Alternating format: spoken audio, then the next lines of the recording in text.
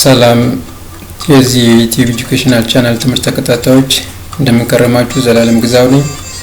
በዛሬ ፕሮግራም የኢትዮጵያ የመንግስት ሰራተኞች የስነ ምግባር ኮድ እንመለከታለን። ወደዛው እንሂድ።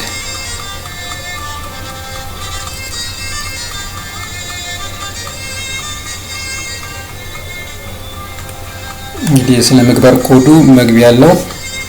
መግቢያው እንደሚከተለው ነው። ሀገራችን ከደረሰችበት የኢኮኖሚ የፖለቲካና የማህበራዊ እድገት ደረጃ በመነሳት የፐብሊክ ሰርቪስ ስርዓቱ ወቅቱን ያገናዘበ ዘመናዊና የተሻለ ለማድረግ አስፈላጊ በመሆኑ ልማታዊ አስተሳሰብን የሚሸከም የመንግስት ሰራተኛ ከሙስናና ብልሹ አሰራር የጸዳ ለህዝብ አገልግሎት የሚተጋና የስነ ምግባር መርሆችን ተግባራዊ የሚያደርግ ትጉህ በሙያ ብቁና ውጤታማ በስነ ምግባሩ ምስጉን ሀገር ወዳድ ባለሙያና አመራር ለመፍጠርና ለማፍራት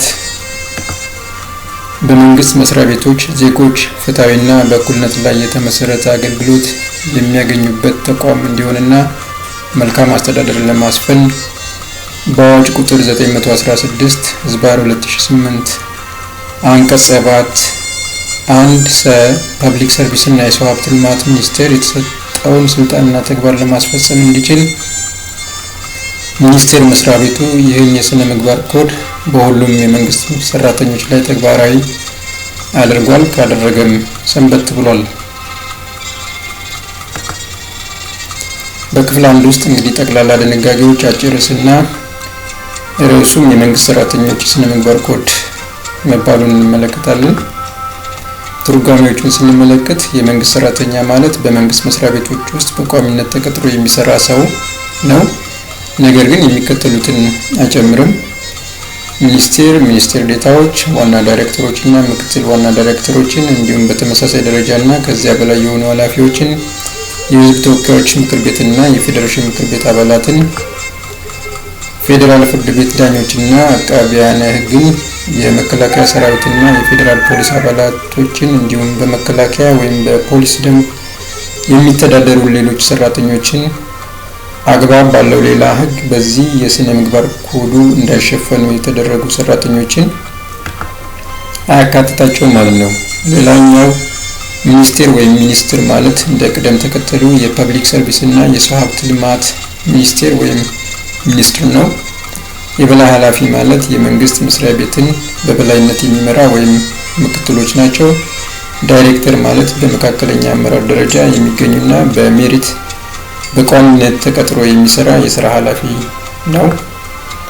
ሌላው ስነ ምግባር ማለት በእያንዳንዱ ተቋም ወይም ማህበረሰብ ውስጥ ስህተት የሆኑት ድርጊቶች ወይም ተግባሮች እንዳይፈጸሙ፣ ትክክል የሆኑት ደግሞ በቀና አስተሳሰብ እንዲፈጸሙ የሚያስችል ድርጊት ነው።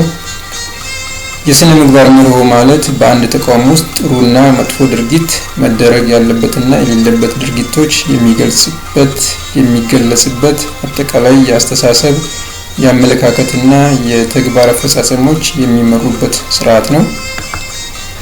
የጥቅም ግጭት ማለት በቀጥታም ሆነ በተዘዋዋሪ መንገድ ከመንግስት ወይም ከህዝብ ጥቅም ጋር የሚጋጭ ወይም የሚቃረን ከመንግስት ስራ ጋር በተያያዘ የሚፈጠር ማንኛውም ጥቅም ማለት ነው። ሀብት ማለት በሰራተኛ ይዞታ ስር የሚገኝ ማናቸውም የሚያንቀሳቀስና አእምሯዊ ንብረት ነው። ጥቅሞችን ማሳወቅ ማለት የሰራተኛው በመንግስት ስራው ወይም ኃላፊነቱ ላይ ተጽዕኖ ሊያደርግ ይችላል ተብሎ የሚገመት ሀብትንና ሌሎች ጥቅሞችን ለስነ ምግባርና ጸረ ሙስና ኮሚሽን ማሳወቅ ነው።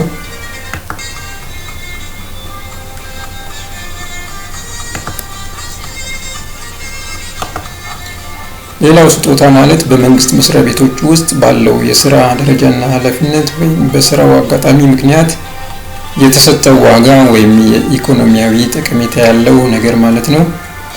ቤተሰብ ማለት የሰራተኛው ሚስት ወይም ባል እና በሰራተኛው አስተዳዳሪነት የሚተዳደሩ እድሜያቸው 18 ዓመት ያልሞሉ ልጆች፣ እናትና አባት፣ እህትና ወንድም፣ አጎትና አክስት እና የጉዲፈቻ ልጅን ይጨምራል። መስተንግዶ ማለት ለሰራተኛው ከስራው ጋር በተያያዘ ምክንያት የተደረገ በነፃ የተሰጠ የምግብ፣ የመጓጓዣ፣ የሆቴል ወይም ተመሳሳይነት ያለው የመዝናኛ አገልግሎት ነው። ተገቢ ያልሆነ ባህሪ ማለት ከዚህ የስነ ምግባር ኮድ እንዲሁም ተቀባይነት ካለው ከማህበረሰቡ ባህላዊ አኗኗር ጋር የሚቃረን ማናቸውም ድርጊት ነው። ብልሹ ስነ ምግባር ማለት በኮድ ውስጥ የተጠቀሱትን የስነ ምግባር መርሆችን የሚቃረን ተግባር ነው። ሌላውና የመጨረሻው የጾታ አገላለጽን በተመለከተ በዚህ ኮድ ውስጥ በወንድ ጾታ የተገለጸው ሁሉ የሴትንም ጾታ ይጨምራል ማለት ነው። በአጠቃላይ እንግዲህ በዚህኛው የቪዲዮ ትምህርት ይህንን ያቀረብኩላችሁ። በቀጣይ በሌላ ቪዲዮ እና ተከታዮች እስከማቀርብላችሁ ድረስ ሰብስክራይብ እና የኖቲፊኬሽን ኪን ያልተጫናችሁ እንድትጫኑ ጠቅመናል ብላችሁ የምታስቡ ደግሞ ላይክ በማድረግ እንደዚሁም ለሌሎች እንዲደርስ ሼር በማድረግ እና በቀጣይ ማስተካከል የሚገባኝ ነገር ካለ ደግሞ በኮሜንት ላይ ሀሳባችሁ እንድትሰጡኝ ስል በአክብሮት እየጠየቅኩኝ እስከምንገናኝ ሰላም ቆዩኝ። ቻው።